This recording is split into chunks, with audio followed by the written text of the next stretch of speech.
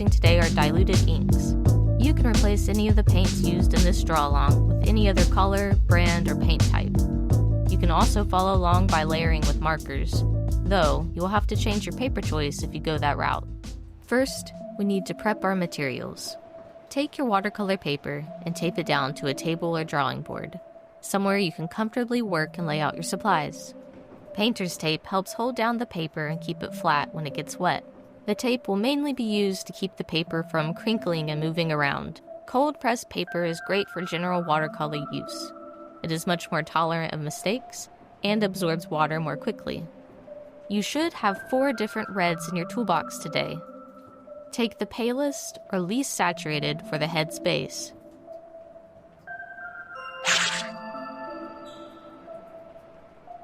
The old Saybrook monster has a jelly-like cube as a kind of head. Take your brush and lightly paint an outline of a square towards the top of your paper. It's easier to use a flat-tipped paintbrush when trying to make an even, crisp shape like this one.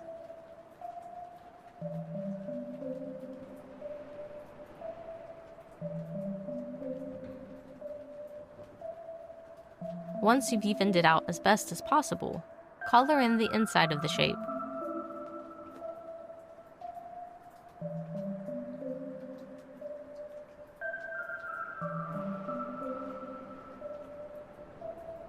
If your square appears lopsided, you can still clean it up afterward. Though, it doesn't need to be perfect. It is a jelly head after all.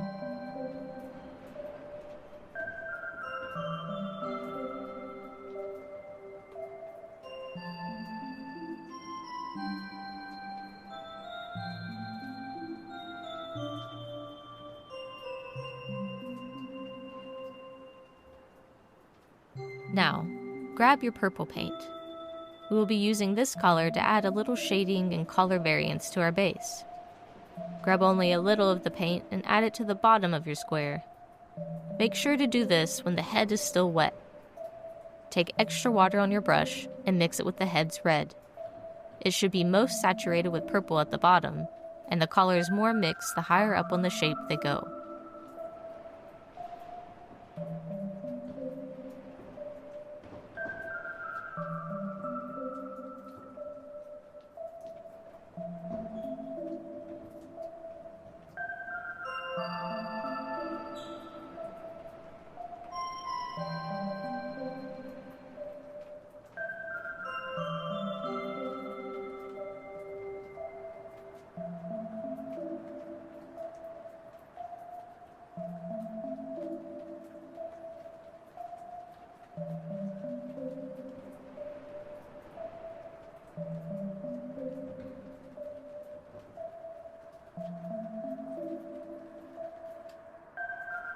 Next, grab a yellow. Depending on what you have on hand, you should have 2 or 3 different yellows. Choose your palest one for the creature's body base. You can start by using a tiny bit of paint to build the outline of the body, a sort of rounded skirt or sluggish form. It's always good to test just a little bit of your paint on the paper too, to see how saturated the color is and make sure you like it before fully committing to using it.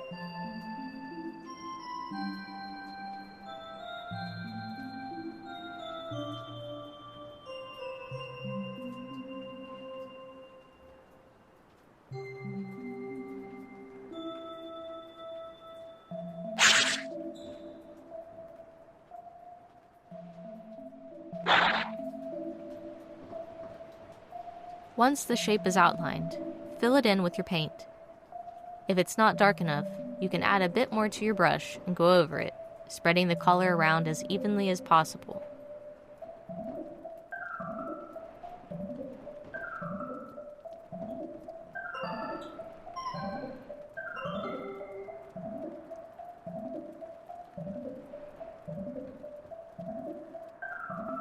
For the next part, you'll need to make sure your paper is dry.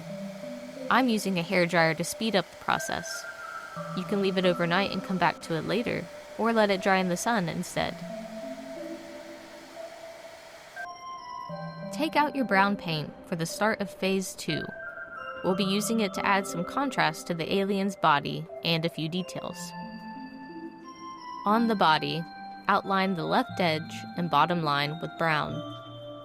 Add a round lip on each lower corner, where the body squishes and folds in on itself, pressed into the ground.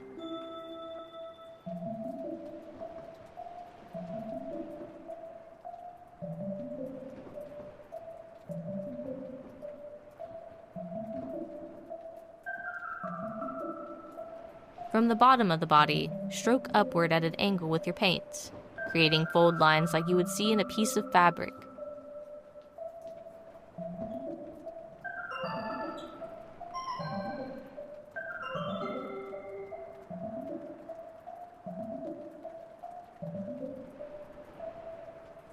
The lines become vertical towards the middle of the alien, then slant in the opposite direction on the other side. Use more paint to saturate the color, making it easier to see over the pale yellow.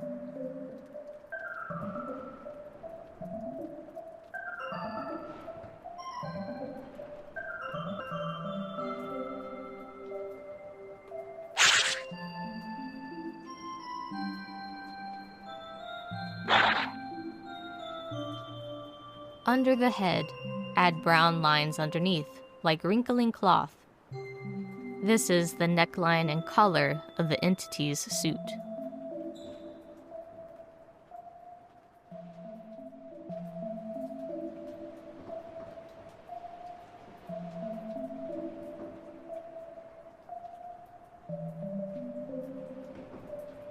Above the lower body's folds, add some dots and dashes of texture.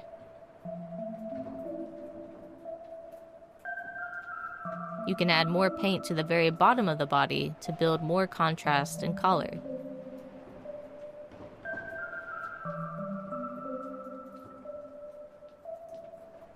Add more splotches and dots all over the suit. The extra texture will be an interesting effect once layered with line work.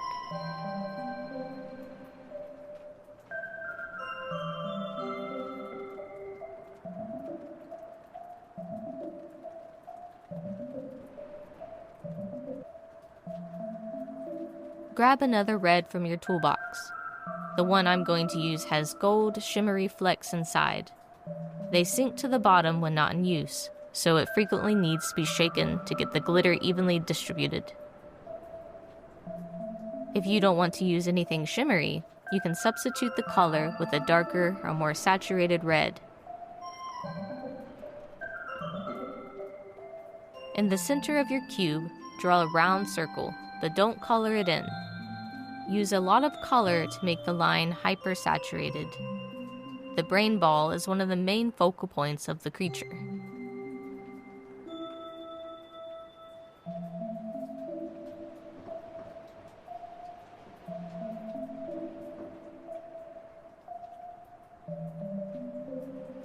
Next, dilute this red and add shadowing to the left side of the being, following the fold and curve of its suit body.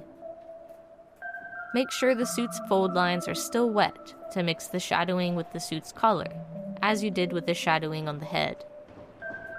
Continue along the bottom of the creature and along the lower portion of the left side's folds.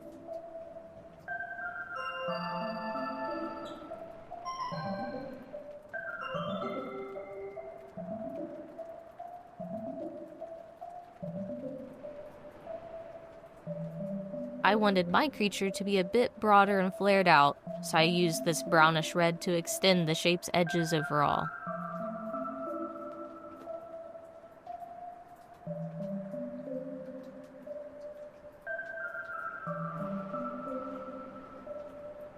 Like before, let, or make, the page completely dry.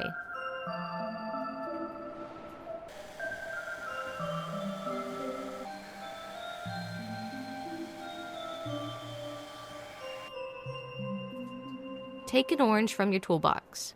Like the last paint I used, this one also has some shimmer to it, but you can substitute it with any bright or saturated orange or orange-red. Color in the brain ball, going over top of the red and using a lot of color.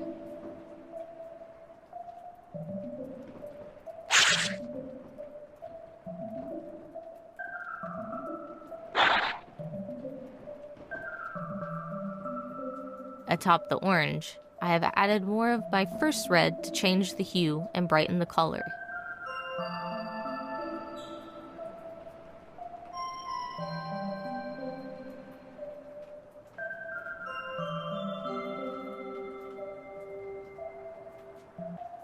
Use your first red color again to draw the blockhead's long, reaching arm. It is thin and pointed on the outermost end, and thick at its base, where it sprouts from the body. Try not to get any red on the creature's suit. If a little does make it that way, you can dilute it with water and push it somewhere else. We can fix many mistakes like this later on in the outlining phase. Make the arm as saturated as the jelly portion of the head.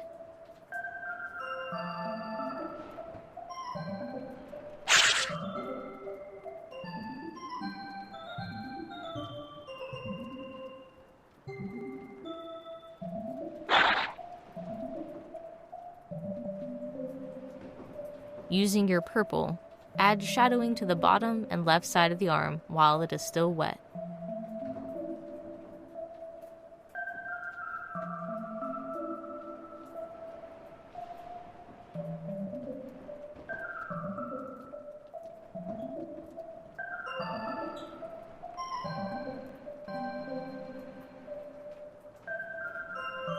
Take out a blue paint pen, or any blue paint.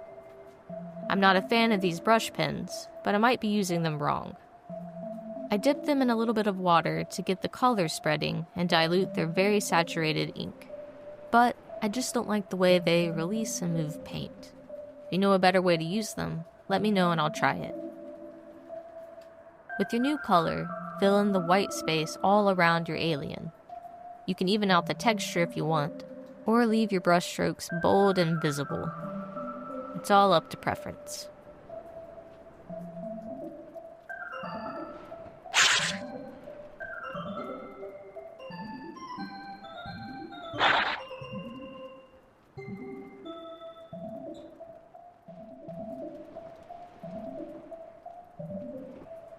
For this painting, I want to blend my strokes, so I'm going over them with a fresh brush that's dipped in water and spreading the paint all around before it dries.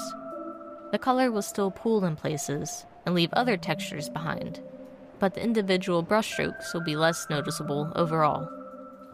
Just like with the arm, be careful not to get blue on your alien, though if you do, you can greatly dilute it and try to move it away or dab it with a napkin or cloth to pick up the paint.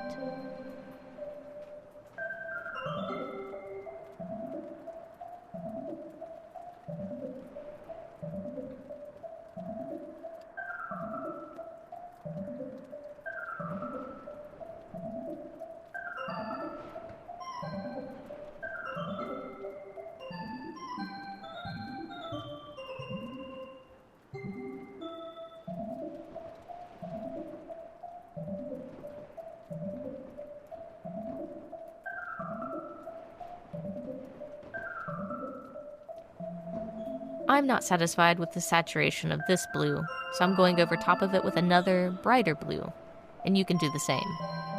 Repeat the process with this new color over top of dry or semi-dry paper, or skip if you'd like the way it turned out the first time.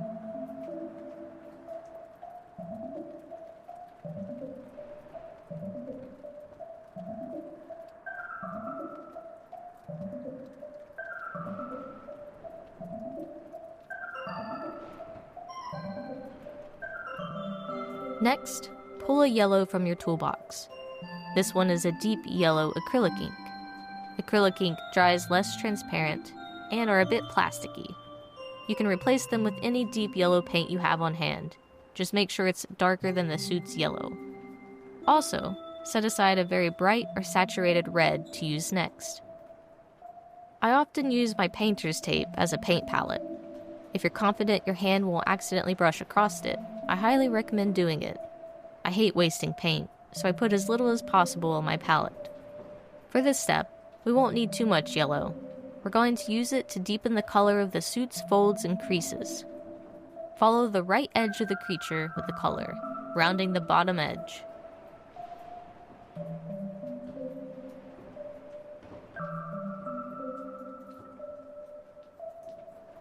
Follow the upward folds on the left side and outline the neckline's collar.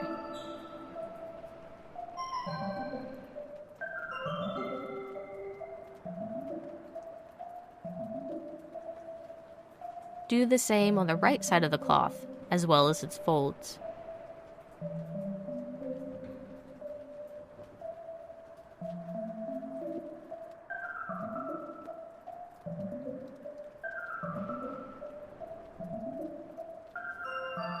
You can use a little bit of water to soften the lines.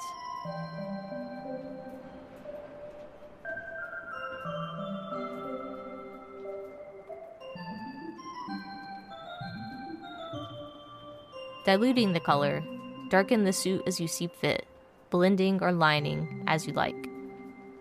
Next, take your bright red and go over top your shadowing on the arm and inside the lower portion of the head. Make sure to leave a thin, pale line of red on the cube to make it look like a shining, jiggling jelly.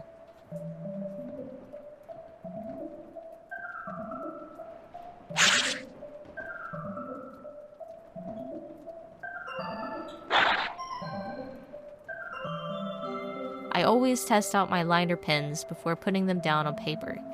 They can dry and leave unfortunate marks on your drawing, and sometimes their color is just off, or the nibs have been roughed up and make them no longer good at drawing crisp, even lines. I'm going to use an 08 sized Artist Loft fine liner pen. They're not my favorite by far.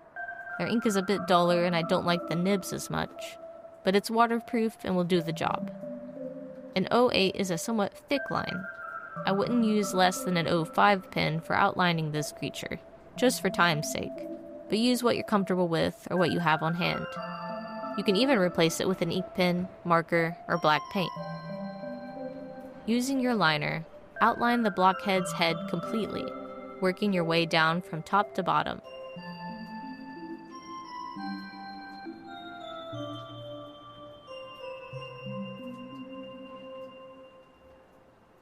Next, outline the neck and sides of the suit, as well as the arm.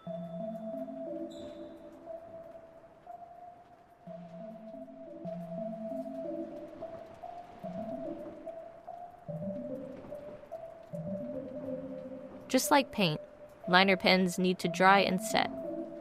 Be careful not to move your hand across the ink and smudge it until it dries.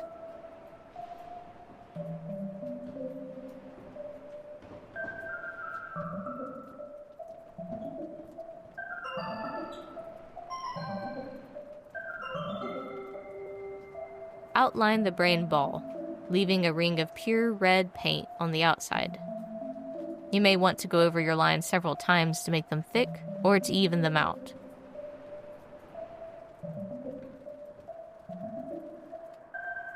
Next, add some texture details. On the head, add a thin right angle in each corner.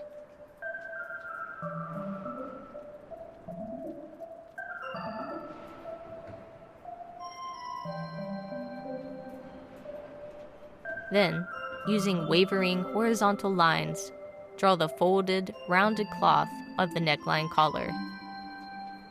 Some of these lines reach from the left to right edge of the suit, others overlap and pass under other folds.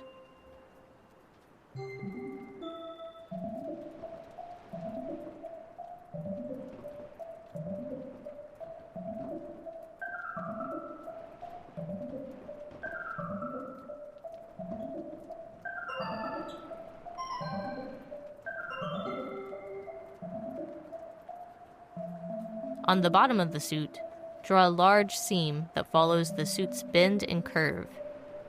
Try to keep the thickness as even as possible.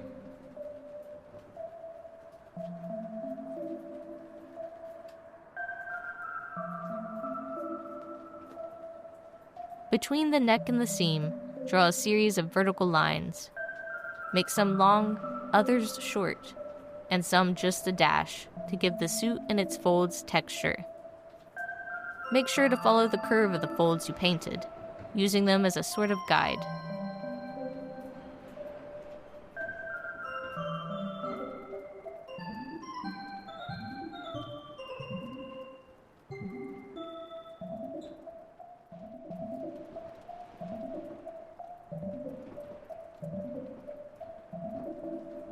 Between the vertical lines, add some shorter, more slanted lines at the bottom of the suit.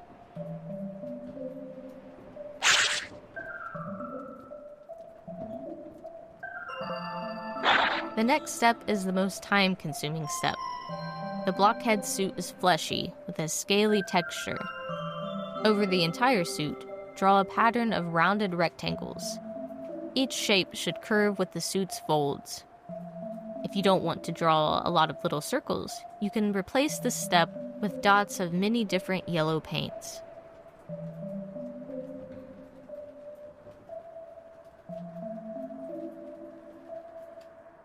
Where the suit is brightest, leave gaps in the shape. This gives the illusion of a shine.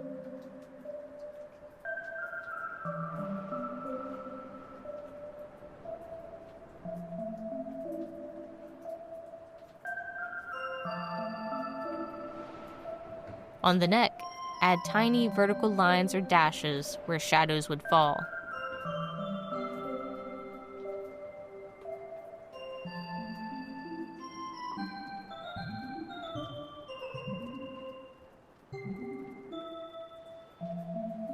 On the bottom of the suit, draw more fleshy scales, but make these larger and broader.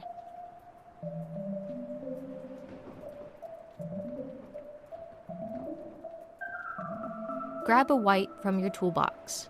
The white will work as a liner and as an added layer of texture. I'll be using a dip pen for the texture parts, but you can replace that with a paintbrush, white pen, or colored pencil. Make sure everything is dry on your paper before beginning. Inside the brain ball, add some curving, bright white reflections.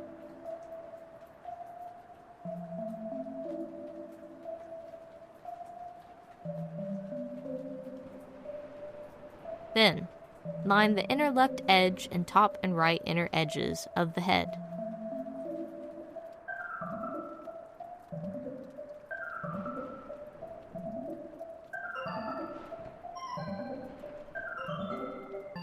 Add rings of white all around the brain ball. Let the paint dry, then add a second, more saturated layer on the top and right side of the head.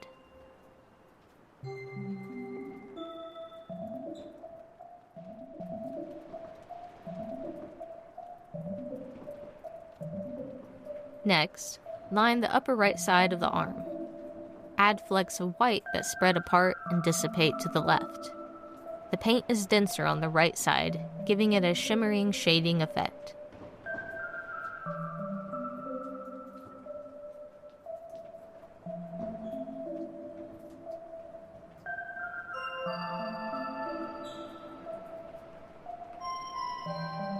Add another reflective layer to the brain ball. Add a few lines on the neck collar, drawing slightly over top of the line art. Begin outlining the entire entity with white.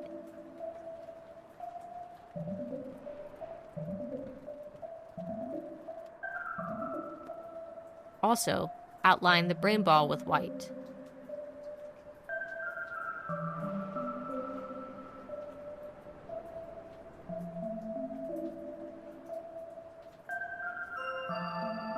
The white outline of the creature should be bright and thick, separating it confidently from the background.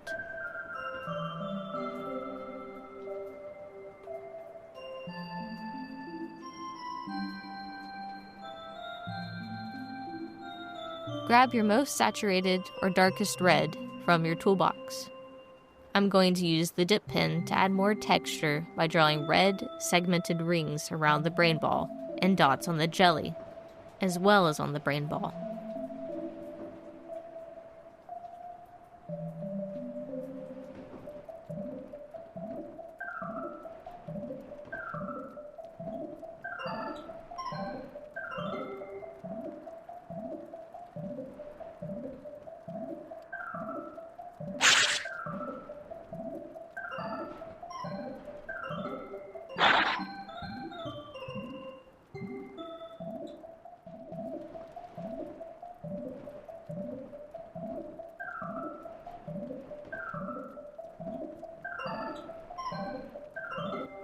Using wavy, curly lines, dots, and dashes, add texture to the arm.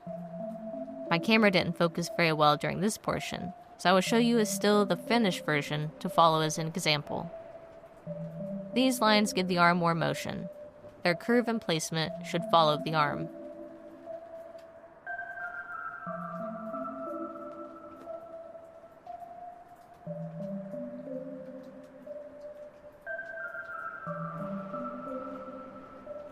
Since this is a modern illuminated manuscript painting, I'm going to use some metallic gold paint.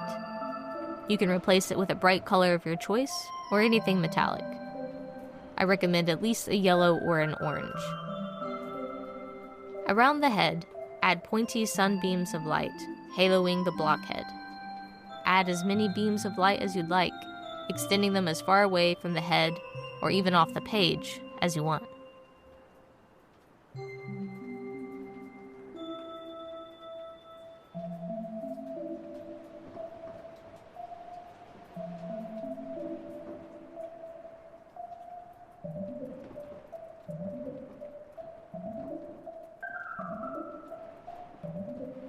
If you used painter's tape, carefully remove it.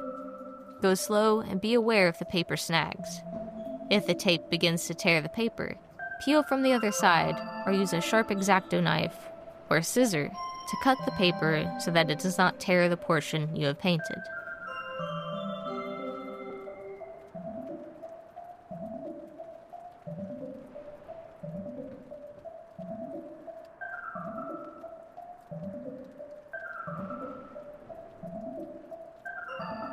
Looking at my alien, I wanted to up the contrast. With a dark blue marker, I decided to go over top of the paler paint, crisping up all of my lines in the process. If you like the way your background is, leave it and skip ahead. Personally, I like the combination of a dark, rich blue with gold. Like medieval artwork, you may want to add a design or pattern to your background. For mine, I have some shining, star-like shapes that will hold the alien's UFO inside. If you want to replicate them, but with your less dark blue background, paint them in white or another color.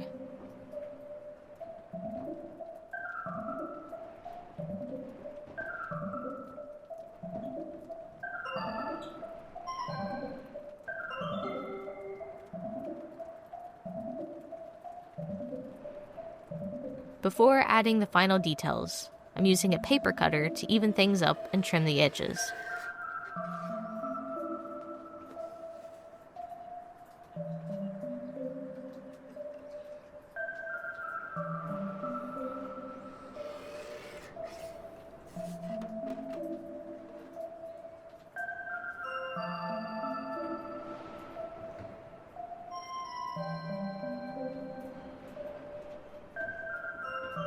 Inside each star, draw a rounded rectangle.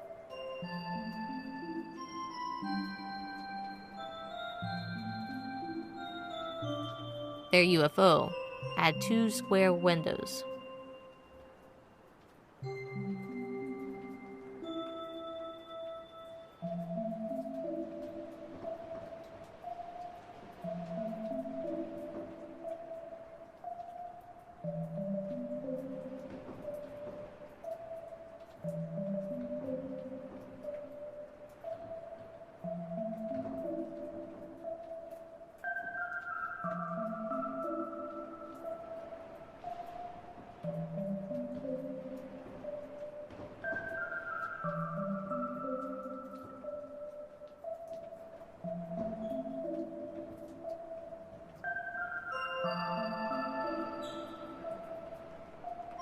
On the left side of each, add an antenna with a red glowing bulb.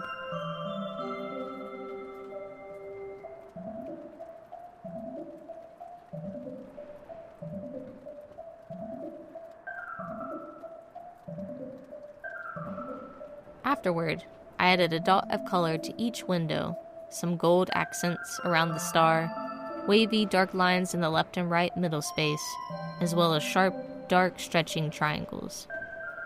I also extended the halo and outlined it with black. There are many ways to make a good background. If you're more geometrically minded, you can use a ruler to make simple or ornate patterns. You can also reference the color wheel and choose different, more complementary or contrasting colors. Referencing medieval bestiary artwork should give you plenty of inspiration and ideas to pull from.